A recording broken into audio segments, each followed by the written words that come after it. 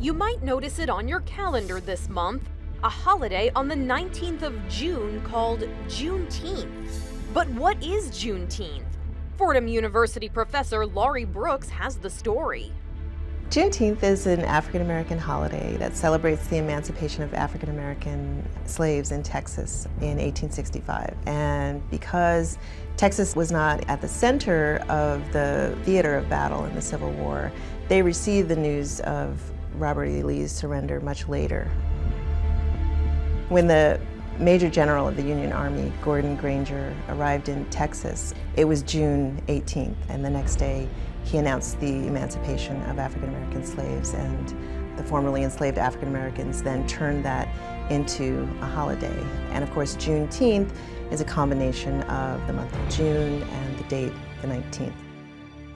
It's actually one of many emancipation celebrations that African Americans have had over the years. So one reason Juneteenth became a national celebration today is because of the Poor People's March in 1968. The Poor People's March was a sort of second arm of the civil rights movement. After Martin Luther King's assassination, Reverend Ralph Abernathy led the Poor People's Campaign and protest in Washington, D.C. And because it wasn't going too well, there was a lot of infighting and leadership conflict and conflict with the federal government. They needed to end the campaign on a high note.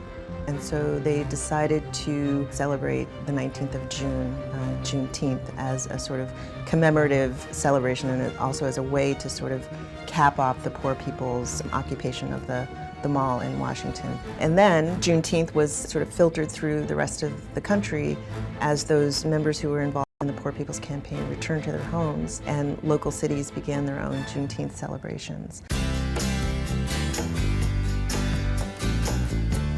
Juneteenth today becomes an opportunity to remind Americans of the distinctive contributions that African Americans have made in culture, but also to remind African Americans of their own past that has been about striving for access, for opportunity, and to be represented in a dignified and humane way.